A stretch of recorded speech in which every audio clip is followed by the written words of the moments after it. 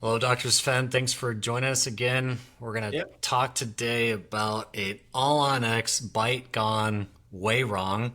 We'll Yeah. look at what you had to do chairside to fix it, just to, get the bite close, and then what you did digitally to, completely get it right. You had shared this video with me, and obviously we look at how this patient is making contact is a mile off, and so we'll talk about the problem here and then the solution. Maybe just comment on a few things. Like when you first saw this, what were you thinking? And did you know right away what went wrong, or did it take you a few minutes to know what went wrong? Yeah, I mean, this is like a very classic kind of complication that occurs all the time. So so this has to do with our assumptions, on our pre-op records, and then we make some assumptions and then we take it through. This patient had this is a delivery of a next day. This is a milled PMMA provisional. So he came in after the next day after surgery, and we delivered his prosthesis. This could be printed too, but the main thing is that we erred in our assumptions um, when taking our pre-op records. So the this is you see this occur when you miss the basically a CR record or the positions of the condyle. So they're high on the side that they're usually always high on the side where the condyle is displaced. Hmm. Yeah. And so yeah, so basically that's kind of where we're at. So it did take me a little bit because it's always like surprised me, like I was expecting this to be like dead on, and then every once in a while it doesn't happen.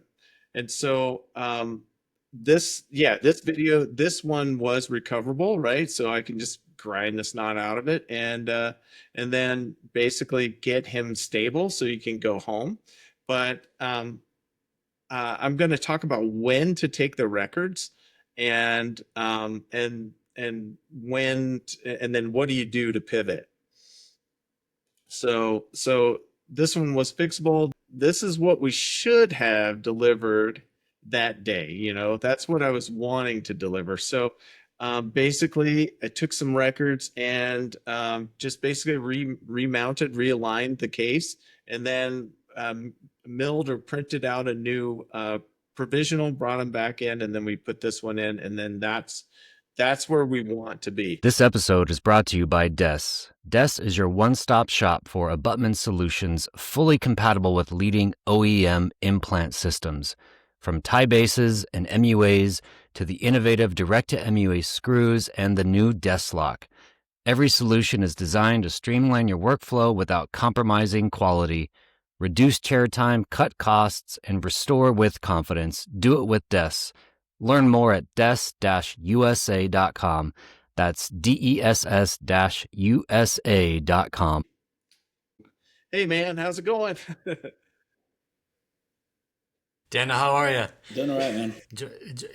Dan was joining late. He was designing a big case for a doc. Um, Yeah, that's exactly so, what's going on.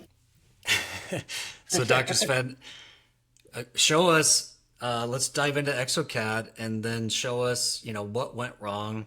Obviously, we know you know what you're doing with taking records, and so this was a funky situation where the patient's mandible and his lack of teeth and how his jaw was functioning just, kind of misguided the initial bite, right? Right. Yeah. And all of us get fooled all the time. We are not immune to making simple errors, and that's kind of what happens. And it has to do with you know, um basically what we're seeing clinically. And so this is he's got a zirconia all on X, and it is time to he's been having trouble, so it's time to switch over to a lower full arch prosthesis. And so we got him scheduled. I took my records and got a wax up done, and everything's good. This is going to be a pretty slam dunk case, right? But what I'm missing here is information about his condyle, and then the assumptions that we made about what kind of effort does it take to get his teeth to contact this upper prosthesis fully, right? So when you tell let me him to ask. bite down, yeah, go Let me ahead. ask some ignorant question here. So this bite, the patient is in MIP, Yep. right? And Yeah. so his teeth, the relationship of his teeth is, where they're most clenched state. But to get there, you say he basically was manipulating his mandible forward, which wasn't captured in the CBCT. Yeah, we did miss some information here, and that's okay. I don't always rely on the CBCT, but it's very helpful for me. That's why I have a large field of view CBCT, and this is from another office, and so I was missing that, but I also, I'm responsible for this, so I kind of, you know, uh, told him, okay, bite down. And to me, I didn't notice like the shimmy effect that he had to do to close his teeth. And so um, when I say bite down, he's going to try his very best to get all of his teeth lined up and to make the best bite he thinks that he can. And so this record looked pretty good, but uh come surgery day, we just saw the video. That's not what happened. So this is the bite that we recorded, right? And so before I ground the snot out of it, right? I preserved the geometry and the shape of what I produced, right? I milled out a PMMA, and then I had him just close, touch, touch, touch, and we recorded where his jaw position, where that first touch was, right? That's in CR, and then he just makes that first contact. And so here is the wax up, and if you look at that's what we built right there. The second Okay. case. Yeah. This is a copy of what we built. And so what we need to do is we need to align this to that, right? Because this anatomy, all in here, this is all preserved. Okay. And so I didn't grind the snot out of it. And so I don't have to retake implant position records. I don't have to do anything else because these contours are pretty accurate. And so the way So this is hold how on, I, you're yeah, like digitally remounting the lower right. against the upper. And what are your landmarks to remount it digitally? So here's the scan of his provisional that's in his mouth, right? Right, it's Right way here. off. And it's way off. And then this is a copy of the jaw position that I thought it would work. Okay. And so what I've done here is I've exported out all of this information and then I brought it back in as a general visualization mesh. And Daniel, chime in if I'm doing it backwards. Just let me know. But Well, this is obviously you had a slam dunk on the second one, so we know it worked out. I don't know if I know enough to fully understand the magic of what you just did because you digitally remounted the case after you hacked the crap out of the lower. yeah, but I took this scan. I took the scan of it before I ground the snot out of it. Right? In other words, Because up to this point, Rob, he doesn't have the final jaw position. He has to grind Right. the lower into occlusion. And so- Right. yeah. So one way that was explained to me that actually made a lot of sense is that right now we don't care about the teeth, we care about the jaw. And so we're going to realign everything in relationship to the actual jaw, even if that means we have to destroy our design or redesign the case. But we need that temporary that he milled out, to help establish the correct bite. Yeah, because the breadcrumb between the old jaw position, which was wrong, and the new jaw position is this. This is the breadcrumb that links the two together. And so if we lost that, we would have less information about how to connect those two states. One is the good jaw position and one's the bad one. And so what I'm doing here is I'm remounting the case using the anatomy that I know that we have.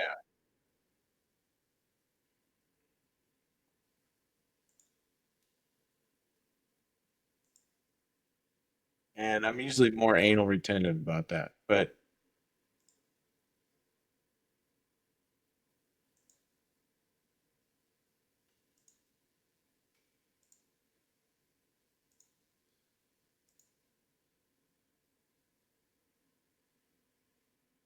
so we're going to get now we're going to get a new jaw position. And so basically I can essentially take this and line it to that. I can take these implant markers and align it to that. So you got a new surface scan of the corrected jaw position. Right. And the surface scan data is what you realign to get the mandible in the right place. Right. And if we switch over to, I think this one, can you see this? Yeah, you can see this screen. And essentially that's what I brought in was all of this information in a new position. And then I took that wax up and modified it and connected it to the new implant positions.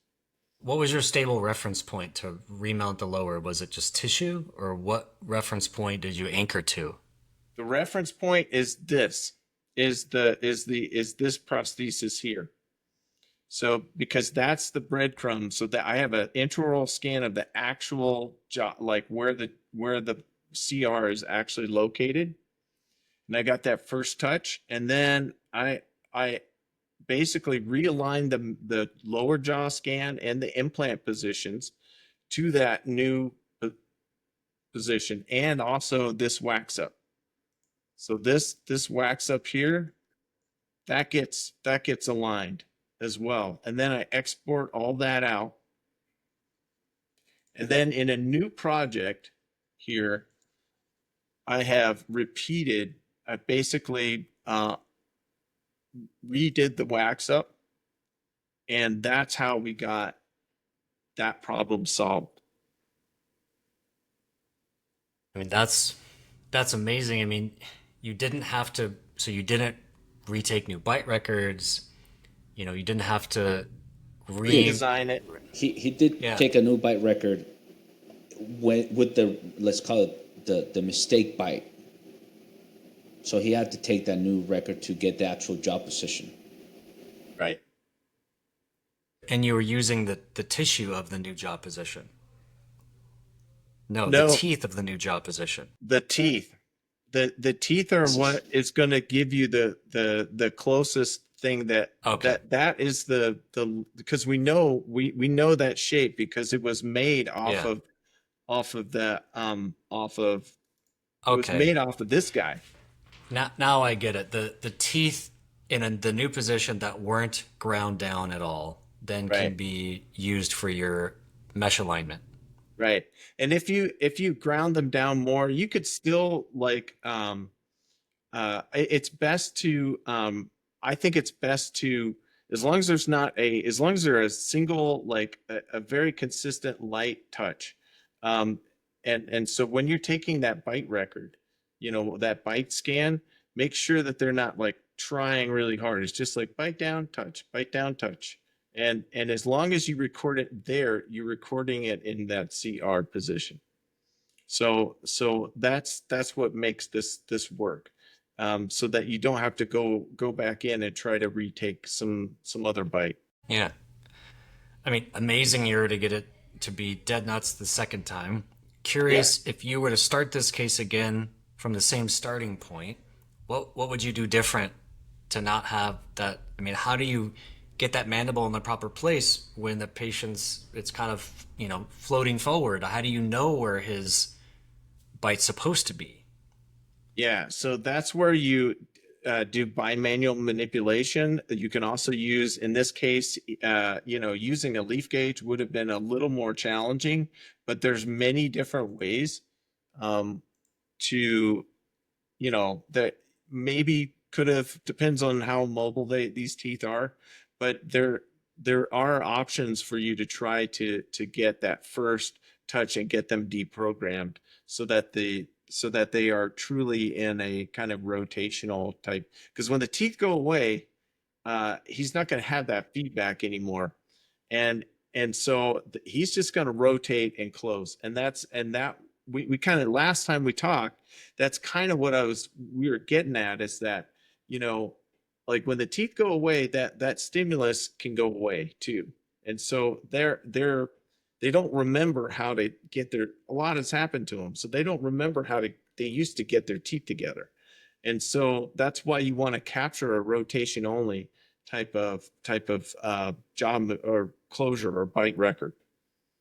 I mean, given the difficulty of this case, if you were to start it over again, what's the likelihood that you would completely nail the proper mandible bite the first time?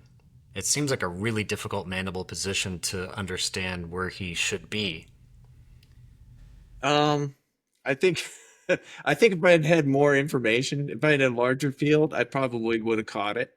Um, and I in the wax up when I was like, and that's why I do this kind of mounting that we were talking about before. It's just a check for me clinically, as like, hey, how did I record that bite, and what kind of problems can I anticipate? And I do, and like I said, I do tell patients that, we're going to do our best guess about where your bite should be. And if we need to pivot, that's what we do. So then if you So had a, today I'm talking oh, about go a ahead. pivot. How do we pivot when Yeah, we I mean, screw and up?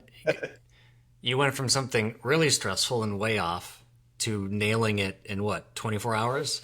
Yeah, just a really quick turnaround, because it doesn't take much time to do that. You just have to know, okay, what do I have? What between where I was wrong and where I'm right?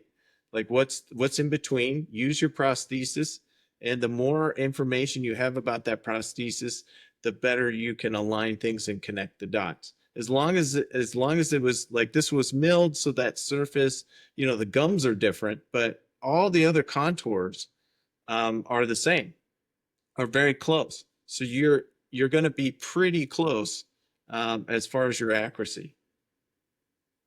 Will you show the CBCT scan again? I'm just curious, and show the missing condyle information.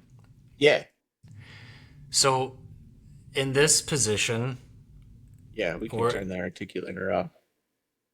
what you're saying is that the mandibles protruding forward, and you would have visually seen that in the CBCT, Yeah, but in the absence of the information, you don't know where the mandible is, so no, you don't have any visual cue that no. he's protruding to get there. Yeah, and you can see as they move their jaw, like in the chair, you can sometimes pick that up. But if he does it really fast, you're not going to pick it up. So just bite down, and you're not going to pick up this like complex movement. And so sometimes you have to say, I want you to slowly touch your teeth together, and then sometimes you can pick that up. Or Just you by like can, feeling their jaw while they're doing yep. it. And there's also a technique of like bimanual manipulation, and also just chin guided closure. And then another one is, stick your tongue back to the roof of your mouth, and even back, way, way back. And sometimes uh, the tongue muscles can help, like, kind of retract or relax the lateral pterygoids and temporalis. So we, you know, but that can also be a little too retruded too sometimes. I've heard it's common that when losing teeth on the lower and losing function, that it starts to protrude. Is that like Yes. a common thing?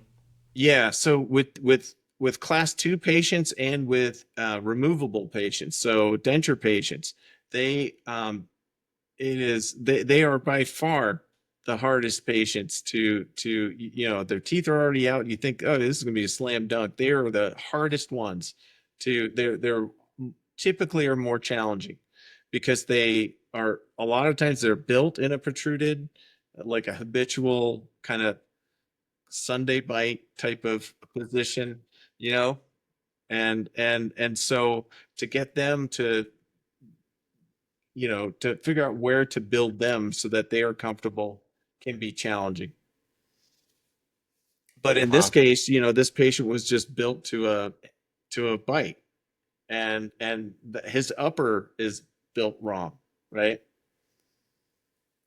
And so we had to fix it with a lower that adapted. Now our lower is adapted to meet that upper, and so it'll work. Doc, but did you say that in your assessment the upper was made wrong? Well, yeah, I mean it's basically the to get his teeth together. If you look at that, if you look at this, like in order for his canines to touch here, he has to go down and forward to to get as much contact as he can. And so he's had to learn to do that. And so so the suspicion is that the lower or that the upper was just made to an MIP bite. Just like, okay, bite down. And that's The what he's had to get used to. And then this is the chain that starts this stuff. original bite for the upper was taken wrong. Probably. Yeah. Yeah. So in order for him to get his canines together, that he's had to learn how, you know, how to bite here in this position. And so that's what starts with dentures too. It can start with dentures that way too, where they just kind of learn to bite in this, you know, because when they don't have any teeth, they just go like that, and then that's where they're built, and so they just learn that that's what my bite is. Is this a common source of error or potential problems just dealing with the mandible and its position, and a patient sort of overcompensating in a direction that you can't quite capture the first time? So yeah, I mean, I think that's like um in this case, like that's that iterative approach. Like sometimes you've got to iterate a couple of times to get somebody in a comfortable place and repeatable place.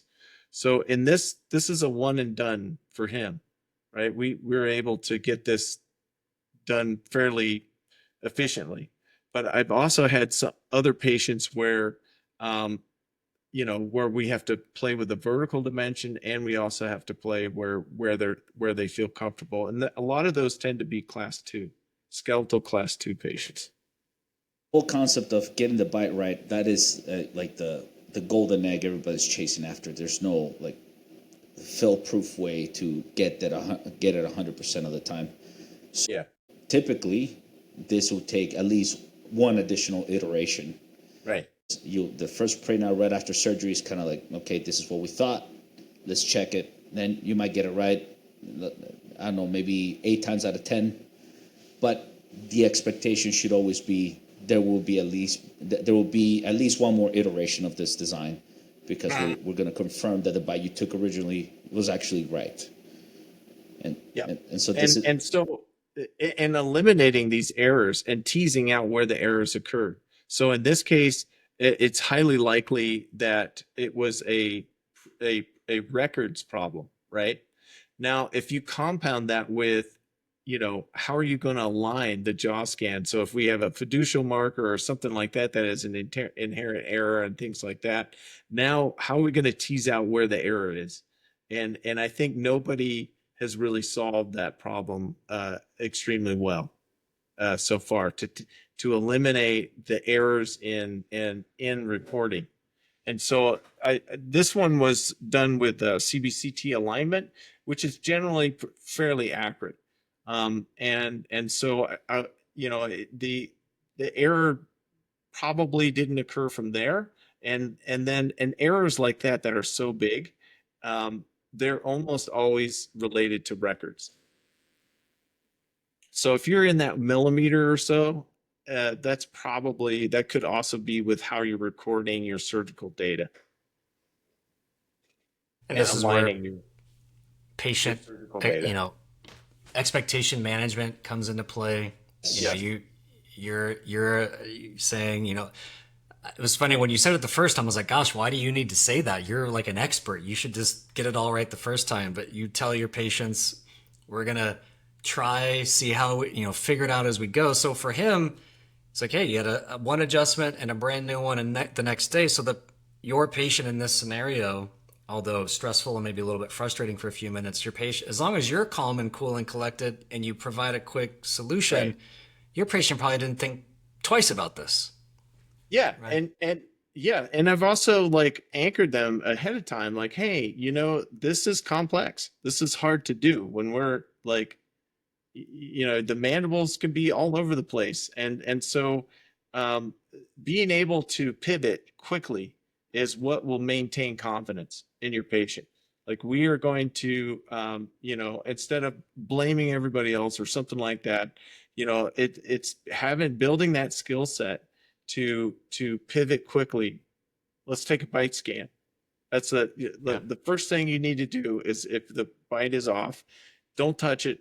Have them close down. Make sure it's repeatable. Make sure they're not sliding all over the place, but just touch, record it. And because there is information there that you can utilize to pivot and you can do it digitally. You can drink a cup of coffee and do this, right? You don't have to. That's the goal, right? That's the power of what we're doing, of using CAD software, is that we can leverage that power to pivot like that. Only the unicorns like you, Dr. Sven. Let me ask you something, Dr. Sven. So in this case, when the patient came, the bite was off, and so he was making first contact with those back right molars. Right. My question would be, so you took a record of that. Now, did you end up grinding that into occlusion to a certain... Okay, all right. So I thought you just went straight from that bite. So I was going to say, well, how'd you know if it was too open or not? So, okay. Yeah, and the what I'm hiding here too is I forgot to. I think it's this one. Is the articulator. So now. So what we've got here is we've got this first touch. And because I have this case mounted, right? So it comes in and I realign everything. And now I know that the bite is going to be too open, right? Because he's touching over here, right? That's too open. We don't want to just modify our prosthesis to that, right? So we want to get reasonably close. So that's the power of mounting the case as accurately as you can. And that's leveraging your ability to set the case up.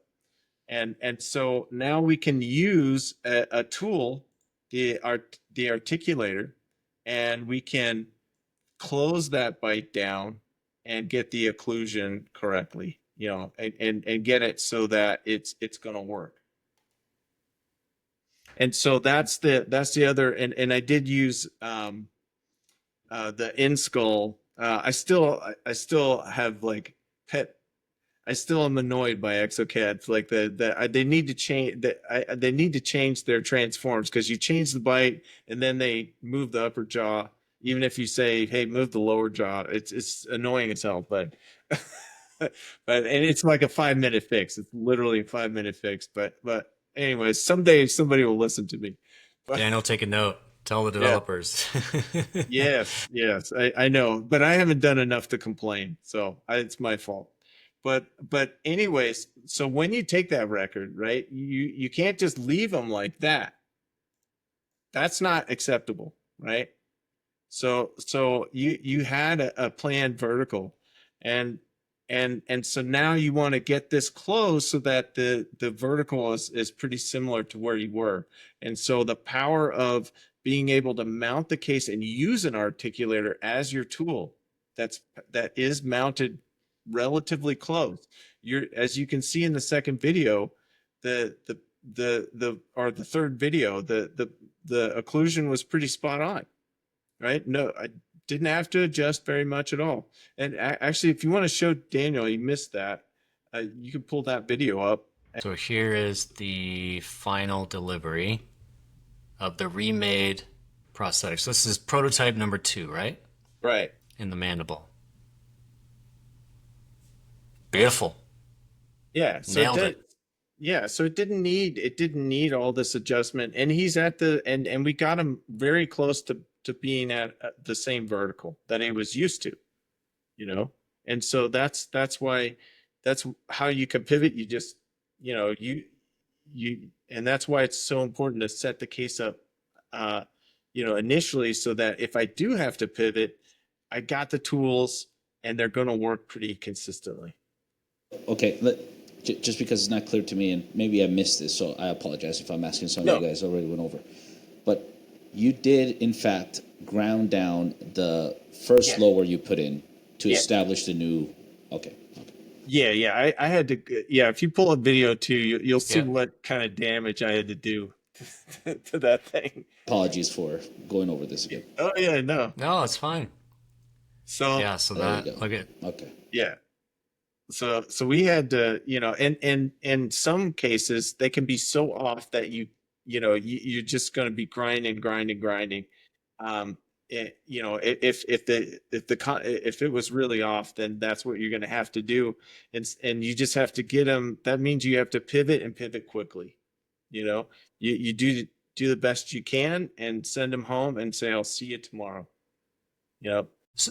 So your stable reference point to remount the digital case, was it just like these incisors and like some buckle? No. Rest of the entire structure. Yeah. Everything that was not modified by his grinding down. Everything else can be used. Yeah. So even the facial interproximal areas or things that have some geometries that are good for alignment. Yeah, and you can I mean, you could pick out isolated things, but you can't do that, because usually the inside, the lingual side, is preserved quite well, and we don't put any composite or anything on the lingual, and just so that we can preserve the tooth anatomy and then this shape here. You can also do it by doing you could take this thing off, do a 360 scan, put it back in, and then have them close and record that bite. And that would, you know, because the underside never changes, right? And so you can use that, but what you want to do is that breadcrumb is same to same. The design and the output are relatively the same. So you're not going to be off, you know, more than 100 microns for sure, you know, if you scan this. And when you align them, they're going to be close enough. You know, 200 microns is very little bite adjustment at all. Yeah. Half a millimeter is a lot more. And so then when you go to your final zirconias, are you changing anything about the bite at that point, or you feel like you've nailed it in the provisional and you're good to go? Yeah, that depends on patient feedback. And so this guy right now, he is this patient is in a provisional, and we're waiting 3 months we're going to double check the implant torques and tighten the MUAs. We're going to take new records at that time. And he's also kind of ground a little bit. So we're going to repeat implant data. We'll do preliminary scans, which means his provisionals that he likes in his mouth. And then we'll take jaw scans of the tissue. And so we'll combine all that, and that'll be our new standard.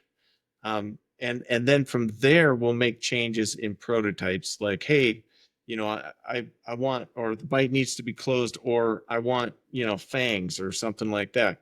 That's when Yeah. we go into the prototype stage, where we want to validate our design before we go to definitive, to zirconia. So I tell my patients they always have opportunities to give me feedback on, and they have some control in their design on how they want their teeth to be.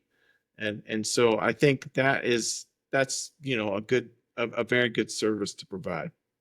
So if I'm a patient in your chair and I may have a difficult case and I say, how many prototypes do we get to do? What's your average number, or what kind of expectations do you set there? I usually do at least one prototype to validate. A lot of them are just like, yeah, we're good. My best guess was pretty dead on, right? But then I've had some patients that are you know they're really challenging. So I have to, it's like divining, the intestines or something. Like I'm trying to read the stars on like what I should do, because it's tough, like, because we're trying to communicate in words about shapes. and Yeah. and so I've had patients in my chair with Exocad in front of me, and we will sit and and make the shapes right. So I've my record is 6 prototypes. Well, and that patient feedback, right? Like when you're giving them a new bite, it will initially feel awkward slash uncomfortable. Maybe that's where the bite needs to be, in the new position, but then there might be some discomfort associated with that. So there's probably a little bit of navigating there.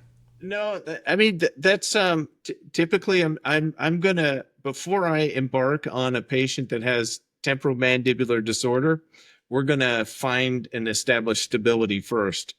So that could be with a splint or something like that, but we are not going to do any experiments on somebody that is not comfortable. And if the patient is uncomfortable, that's a sign that there's a problem, and we need to work it out. So I would never move a patient into a definitive prosthesis without establishing comfort first, and that's why I do. That's why we're in purgatory. We're stuck in the prototype land, right, until we get it right. And I think that's kind of a responsibility, a clinical responsibility, until So you they're, do like yeah. a bite deprogrammer before you ever placed implants or extracted teeth or any of that kind of stuff if they're in pain. Yeah, I in the like in an exam records appointment, we evaluate for TMD. We want to make sure that they're a good candidate for major, like major rehab. This episode is brought to you by Des. Des is your one-stop shop for abutment solutions fully compatible with leading OEM implant systems. From tie bases and MUAs to the innovative direct-to-MUA screws and the new Des lock. Every solution is designed to streamline your workflow without compromising quality. Reduce chair time, cut costs, and restore with confidence. Do it with Des. Learn more at des-usa.com. That's DESS-USA.com. Awesome. Daniel, in your experience, you've designed probably a few thousand All-on-X cases. How often does, a challenging case need to be remounted? Second prototype, third prototype? Like, how common is it, even with a good doctor and a good process? It's very, very common. It Yeah. is. It is extremely common. And again, because even if everything's taken right, there's always the possibility of a misprint. And so now your print is higher than it should have been, and it can throw things off also. So there's all kinds of variables that you're trying to account for. It does happen, but it's very, well, I wouldn't say very rare anymore, but it used to be very rare for you to get prototypes to just go in and be perfect. That was, like, when that happened, you were like, yeah, champagne, everything. Like, we're celebrating this. Now it's much more common because technology has gotten so much better. But I will say that it is still responsible, like Dr. Sven said, to manage expectations. Say we're going to have at least one more of these, because first will be to check function, But then also, like he was saying, what if the patient doesn't like the way it looks for whatever reason? Then they have to be open to, okay, here's prototype 2, prototype 3, to try to now address the aesthetics that the patient's looking for. So, but yeah, in short, it is very common for you to have at least one more prototype. So usually 2, rarely 1, sometimes 3. Yeah. Yeah. If yeah, that can come up where, you know, there's just something is not working for them. And the other thing that I see too, Daniel, is the violation of the neutral zone, and that's where, you know, my teeth are positioned where they are, and they came into my mouth because of my muscles. You know, it because of my cheek muscles and my tongue and stuff, and they're pushing back and forth, and so where they are is based on my of my anatomy, and so that, like, sometimes you can get lip biting. You know, when we do a full, you know, full mouth reconstruction, we're making guesses on where those teeth really should be. And I often use, if I can, I use whatever they have in the past. So if it's a denture, you know, if and they're not biting their teeth, I know roughly that, okay, this is kind of working. If not, I use their existing teeth that they have, and I try to stay within that zone when I'm doing my wax ups and my designs, because that's a safe, we that's an established kind of safe place where teeth should be interacting. But if you start moving things out or in, you're running the risk of getting these, like, my patient's biting their lips all the time, and that's a diagnostic indicator of this, of the idea of the neutral zone, that teeth really have a place to be. There's a window of where they can exist on the art. And I would run into that actually quite a bit, Yeah. because you try to make things more aesthetic, or you think you are, and now the patient's either biting their cheek, their tongue, and you just violated the space that they naturally have for the tongue, trying to accommodate for implants or whatever the situation may be, and now you have this huge problem. And Right. yeah. And so it's kind of like up to the clinician to make an assessment on where, okay, give me some instructions here. Where do we need to move things? Where is it occurring? You know, don't say just, hey, my patient's biting their lip. It's like, where and how much Yeah. overjet do you want? Where do you want, you know, where is it occurring? And so that's like an important part, being part of a team, is that, you know, everybody's on the same page of what needs to occur to address the problem. Like, like in this case, like the bites off, you know, okay, what are we going to do about it? Yeah. You know, there's only so much you can do. To me, there's five pieces of data that I think are an absolute must in any RX, even if the doctor's sending me pictures. I think if he didn't send me anything else, but he gave me these 5 points, I can make a pretty decent job. Like, I need to know how he feels about whatever the patient currently has in their mouth. So, lip support, is it too much, too little? The width of the arches, is it too much, too little? Does he himself in the chair talking to patients see a cant? Does he see the midline being tilted one way or another? So if he gives me those 5 pieces of information, I can make a pretty decent design just off of that. And so that's why, like he was saying, it's so important for us to both understand what's like the ground level, which is whatever they have in their mouth right now, be it a denture, partial dent, whatever it may be. And then from there, he's going to give me all the feedback. I don't like where the incisal ledges are. Bring them down a little bit. It's canted. Lip support, too much, too little, too flared. All of that, and then based off of that, we can get pretty dang close. But it is very important to use whatever the patient's already used to. Yeah, and even like how much, you know, like how much interaction you want on the front, you know, things like that, like that. Those some of those little details can matter quite a bit. You know, I had to make those changes with one patient where, we needed more overjet and overlap to manage a case. And so, and it just, yeah. So I try to, there's just nuances to it, man. It's get really, the more, just never stop learning, Yeah. That's why we call it practicing dentistry. Yeah. One of the first doctors I ever worked with was like, Rob, that's why we call it practicing dentistry, because Right. we should all be practicing. Yeah. Hopefully we're learning a lot on the way. Yeah. Yeah. I mean, that's the thing about experience, knowledge and wisdom, right? Have you ever heard the thing? There's knowledge is knowing something, right? And wisdom is to know when to do, like the whole tomato and the fruit salad thing. It's just such a classic, Exactly. I mean, it's kind of, you accumulate, you got to have knowledge, and experience gives you wisdom on how to apply, to pivot and apply knowledge. Yeah, in the case you showed us today, your little wisdom meter just went up another notch, Right. Yeah. Cause I know what's linking the two, Yeah. just I got it right there. I love it. Well, Dr. Sven, thanks for sharing. Super Yeah. insightful. I love how quickly you pivoted, solved the problem, patient's happy, he's not thinking anything of it, came back the next day and got a perfect fitting prototype too, Yeah. Yeah. And that's what you got to do sometimes. Love it. Thanks, guys. Yeah. Until next time. Thank you. Till next time.